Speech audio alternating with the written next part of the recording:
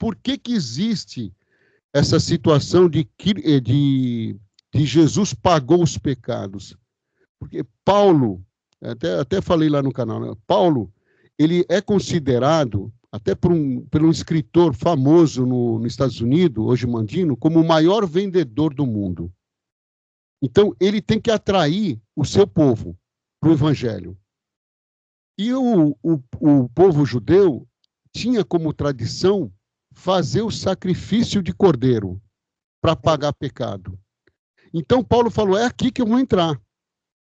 É aqui que eu vou entrar. Eu vou colocar Jesus como o cordeiro que tira o pecado.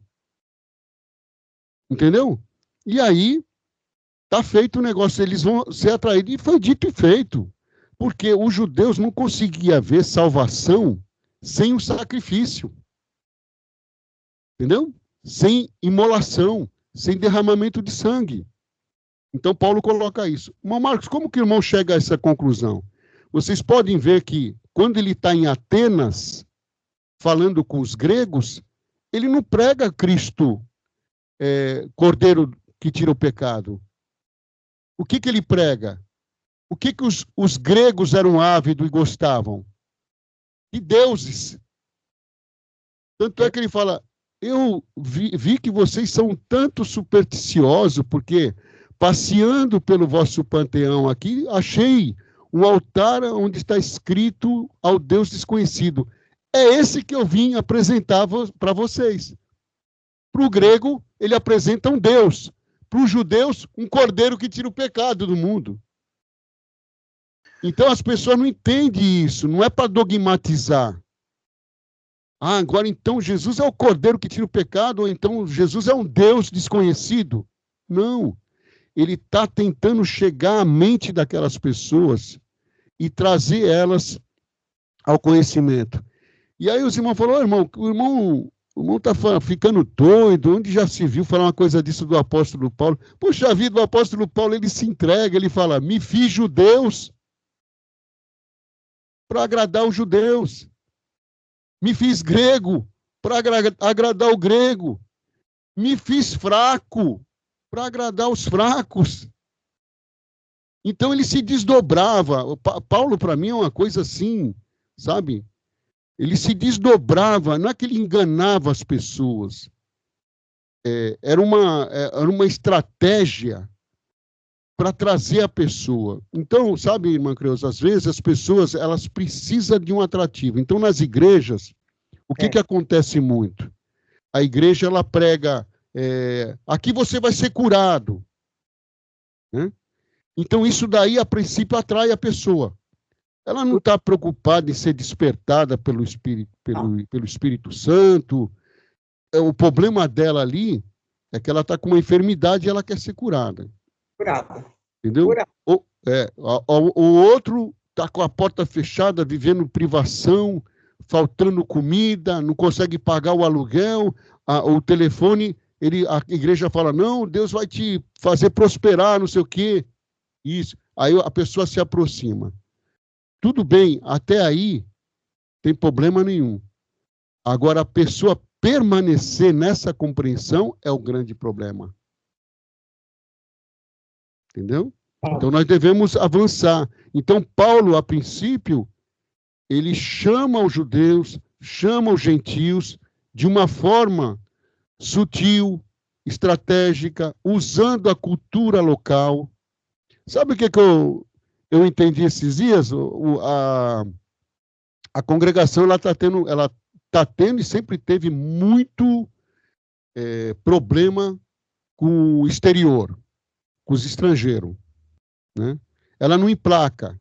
A congregação ela é grande aqui no Brasil. No exterior ela não emplaca. Eu mesmo tive na Espanha, em Portugal, na Itália, e todos os irmãos nesses países, até nos Estados Unidos, são brasileiros, não são americanos. Não são estrangeiros. Por quê? Porque a congregação não tem a estratégia de Paulo. Entendeu? De respeitar a cultura local. Eles querem impor o seu uso, o seu costume. Não, nós aqui, as mulheres têm que usar o véu. Essas culturas não têm esse costume, dentro do evangelho, usar o véu. Então, ela paralisa, né? Então, ela não consegue crescer, né? Uhum. Porque ela não tem essa predisposição de fazer uma leitura da cultura, né? E entender as pessoas e respeitar elas do jeito que elas são. E aí o que acontece? Depois a pessoa, eu vejo isso aí, né? O irmão teve um irmãozinho que falou para mim, irmão Marcos, eu vejo assim, que uma denominação, ela é necessária dentro de uma fase da vida da pessoa, mas depois, se você não abandonar, você não cresce. Não cresce. Não cresce, você paralisa. Entendeu? Então, por isso que eu sinto assim, que as denominações, embora elas tenham todos esses problemas de formalidade, de hierarquia, elas têm uma razão de ser, a princípio, né? Mas se a pessoa realmente quer uma ascensão, despertamento, ela vai...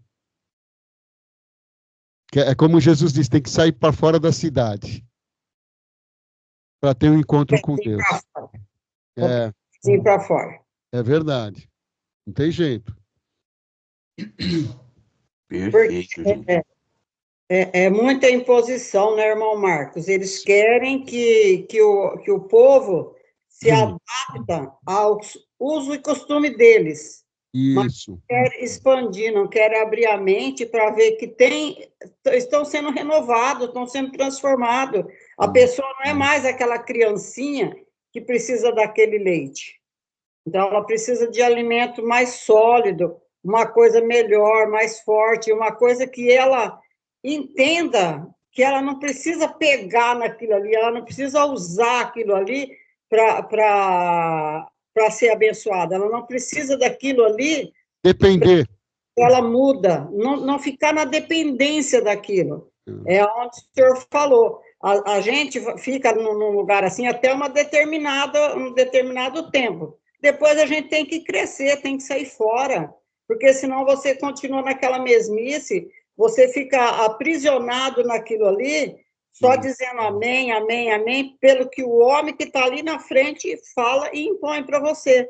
E isso não gera salvação na vida de ninguém.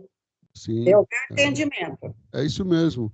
Até por exemplo, o nosso mestre, ele foi morto porque, com todo o cuidado que ele tinha, né, de respeitar, né, quando ele curava o leproso, ele falava, vai lá, se apresenta ao sacerdote, que era a lei, né?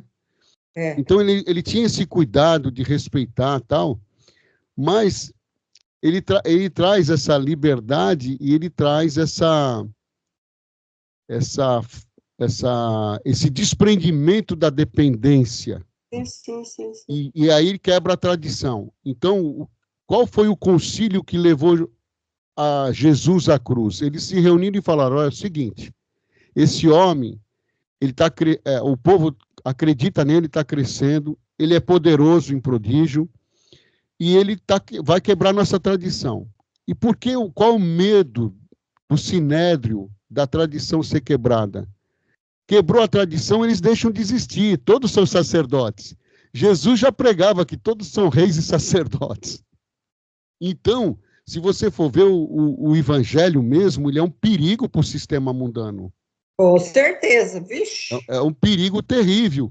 Então, eles decidem, é melhor morrer um homem do que toda uma tradição. Pois é. Entendeu? Então, eles já foram com essa ideia, né? De condenar ele à morte, porque senão a nossa tradição... Mas justamente o que eles fizeram, que é a coisa da cruz, que o próprio mestre falou, né? Assim como Moisés levantou a serpente no deserto, eu também serei levantado. E quando eu for levantado, atrairei o escândalo da cruz, atraiu a humanidade. Se não existisse o escândalo da cruz, nós não conhecíamos Jesus hoje. Não é verdade?